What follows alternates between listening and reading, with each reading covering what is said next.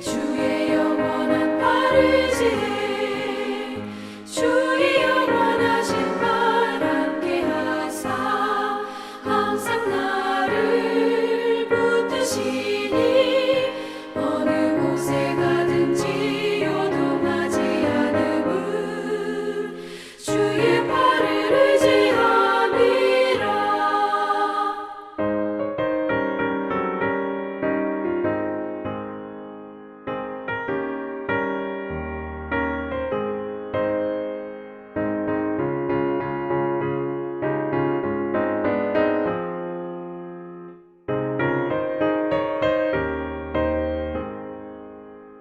나의 믿음이 연약해져도 미리 예비한 힘을 주시며 위태할 때도 안보하시는 주의 영원한 바르지에 주의 영원하신 발 함께 하사 항상 나를 붙드시니 어느 곳에 가든지 요동하지 않음은 주의 발을 의지함이라.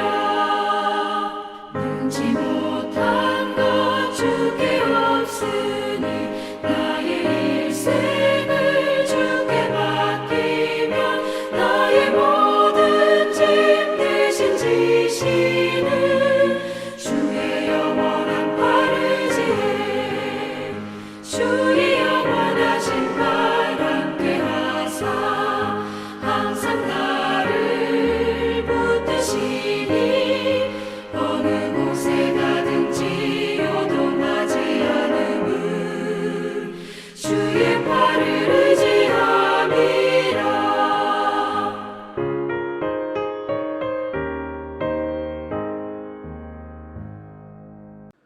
오늘 우리에게 주신 하나님의 말씀은 욥기 27장 13절부터 23절의 말씀입니다.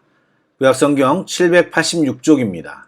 욥기 27장 13절부터 23절의 말씀을 드라마 바이블로 낭독합니다. 악인이 하나님께 얻을 분깃, 포악자가 전능자에게서 받을 산업은 이것이라. 그의 자손은 번성하여도 칼을 위하며 그의 후손은 음식물로 배부르지 못할 것이며 그 남은 자들은 죽음의 병이 돌 때에 묻히리니 그들의 과부들이 울지 못할 것이며 그가 비록 은을 티끌같이 쌓고 의복을 진흙같이 준비할지라도 그가 준비한 것을 의인이 입을 것이요 그의 은은 죄 없는 자가 차지할 것이며 그가 지은 집은 조매집 같고 파수꾼의 초막 같을 것이며 부자로 누우려니와 다시는 그렇지 못할 것이요 눈을 뜬적 아무것도 없으리라. 두려움이 물같이 그에게 닥칠 것이요 폭풍이 밤에 그를 앗아갈 것이며 동풍이 그를 들어 올리리니 그는 사라질 것이며 그의 처소에서 그를 몰아내리라. 하나님은 그를 아끼지 아니하시고 던져버릴 것이니 그의 손에서 도망치려고 힘쓰리라. 사람들은 그를 바라보며 손뼉치고 그의 처소에서 그를 비웃으리라. 평안히 주무셨습니까? 다윗이 아침에 주님을 보기 원한다고 고백했는데 이 시간 그 고백이 우리의 고백이 되기를 소망합니다. 기도하겠습니다. 사랑의 하나님, 오늘도 주님을 바라고 기대합니다. 아무리 불러도 아무리 예배해도 응답 없는 죽은 우상이 아니라 살아계신 하나님을 오늘도 만나고 예배하기를 원합니다. 오늘 특별히 각자에게 필요한 말씀과 응답을 받는 귀한 이 시간이 되기를 소망합니다. 성령님 우리의 영을 깨워주시고 주님의 말씀과 기도로 감격케 하여 주옵소서. 살아계신 예수님의 이름으로 기도드립니다. 아멘. 어제 말씀드린 대로 27장은 친구들과 3차에 걸쳐 지리하게 논쟁하였던 것을 마무리하는 장입니다. 그런데 유의 깊게 보신 분들은 한 가지 이상한 것을 발견하셨을 것입니다. 바로 소발의 3차 발언이 없다는 것입니다. 3차 논쟁에서는 엘리바스와 빌닷의 이야기만 나오고 소발의 주장은 등장하지 않습니다. 정확한 이유는 알 수 없지만 오늘 본문이 소발의 2차 발언과 굉장히 유사하기 때문에 일부 신학자들은 이 부분이 소발의 말이고 필사 과정에서 오류가 생긴 것이 아닐까라고 생각합니다. 그러나 이 말이 욥의 말이 아니라고 말할 수도 없는 것이 욥이 소발의 말을 인용하여 이런 말을 들을 자가 내가 아니라 너희다 라는 의미로 말하는 것일 수도 있기 때문입니다. 그런데 이 말의 주인공이 누구냐보다 중요한 것은 이 내용에 담겨져 있는 진리이고 우리가 꼭 주의 깊게 주목해야 할 말씀인 것입니다. 욥이 살던 시대나 현대나 하나님 앞에서 의롭게 사는 사람들이 갖는 의문점 중에 하나가 하나님이 악인을 벌하지 않으시고 잘 살도록 그냥 내버려 두시는 것처럼 보이는 것입니다. 이것이 욥의 말이라면 자기를 공박하는 세 친구들의 현재 모습일 것이고 소발의 말이라면 재앙이 임하기 이전에 욥이 크게 번영했을 때의 모습이 그러하다는 뜻이 될 것입니다.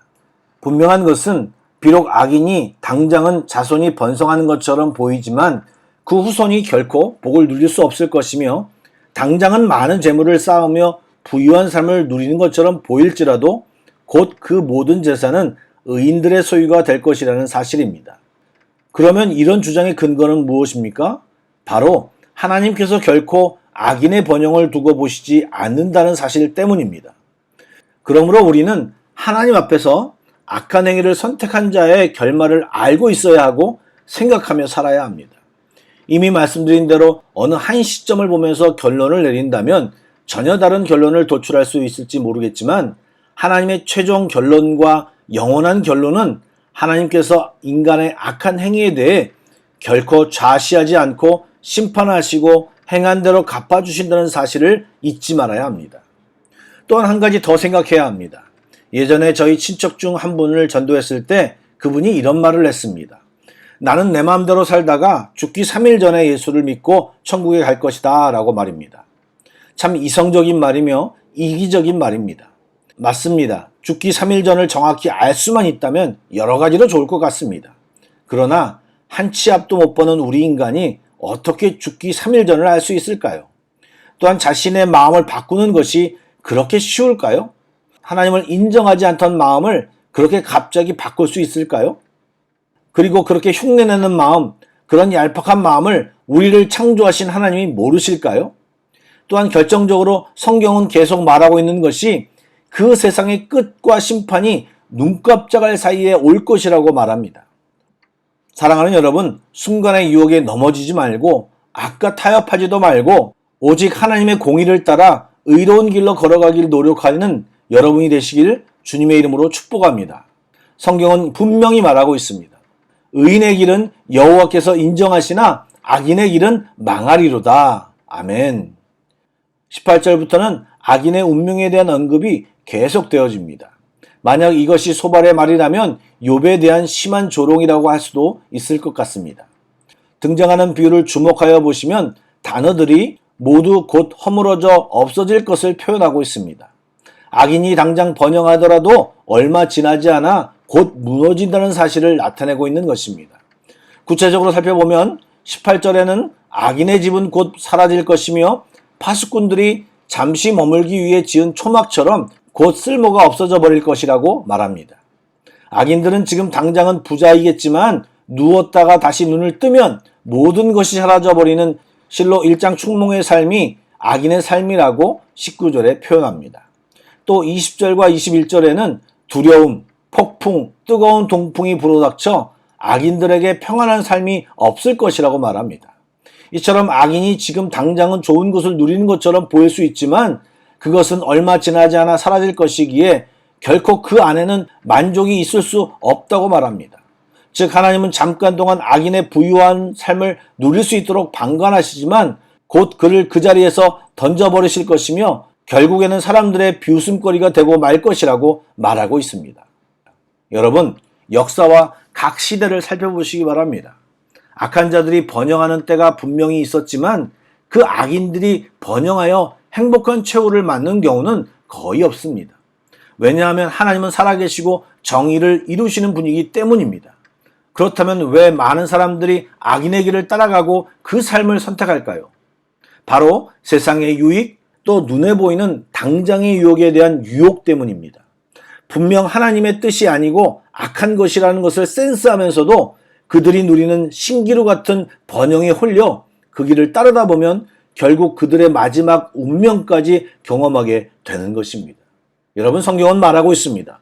복 있는 사람은 악인들의 꾀를 따르지 아니하며 죄인들의 길에 서지 아니하며 오만한 자들의 자리에 앉지 아니하고 오직 여호와의 율법을 즐거워하여 그의 율법을 주야로 묵상하는 자로다. 아멘. 복 있는 사람은 눈에 보이는 것이 아닌 말씀을 따라가는 사람이라고 말하고 있습니다. 그렇다면 어떻게 하면 그런 삶을 살 수 있을까요? 답만 말씀드리자면 성령님이 우리 안에서 말씀하시는 것에 귀를 기울이고 성령 충만한 삶을 살아야 합니다. 은혜가 우리 삶 속에 가득 차 있고 성령이 충만하면 세상의 유혹이 우리 눈에 들어오지 않습니다. 그러나 은혜가 떨어지고 성령님의 생각을 계속 거스르다 보면 우리는 세상 것에 눈을 돌리게 되어 있습니다.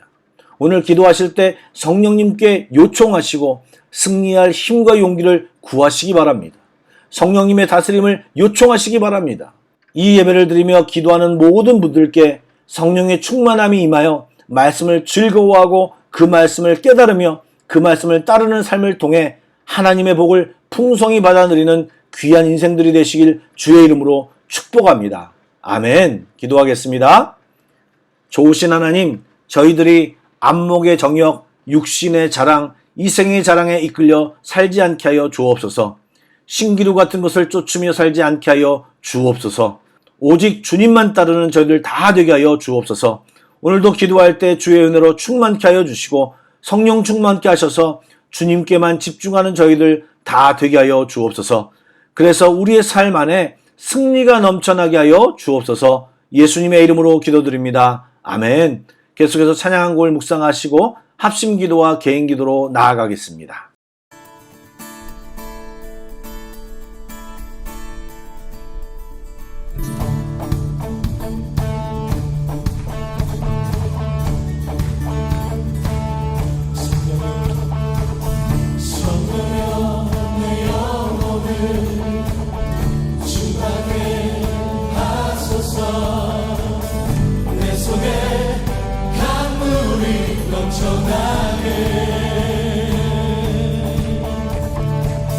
성령이여 내 영혼을 충만케 하소서. 내 속에 강물이 넘쳐나게. 성령 하나님, 성령 하나님, 나 다시 새롭게 하소서. 채우소서. 내 영혼이 세상 위로 다 이기고 다시 주 닮아가도록 채우소서. 채우소서. 내 영혼이 세상 위로 다 이기고 오직 주만 닮아가도록. 성령이여 내 영혼을 충만케 하소서. 내 속에 강물이 넘쳐나게. 성령이여 내 영혼을, 성령이여 내 영혼을 충만케 하소서. 내 속에 강물이 넘쳐나게. 성령 하나님, 성령 하나님, 나 다시 새롭게 하소서. 채우소서. 채우소서. 내 영혼이 세상 유혹 다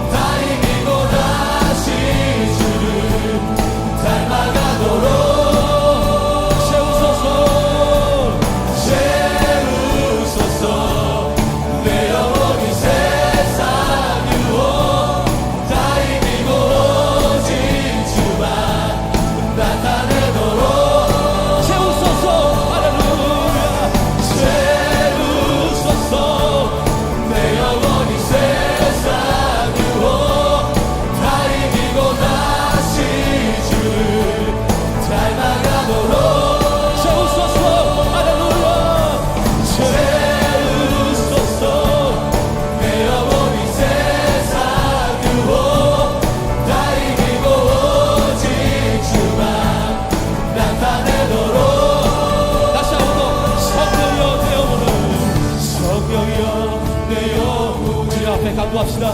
충만케 간절한 마음으로 주 앞에 나갑시다. 내 속에 강물이 넘쳐나게 성령이여 내 영혼을 성령이여 내 영혼을 충만케 하소서. 내 속에 강물이 넘쳐나게 성령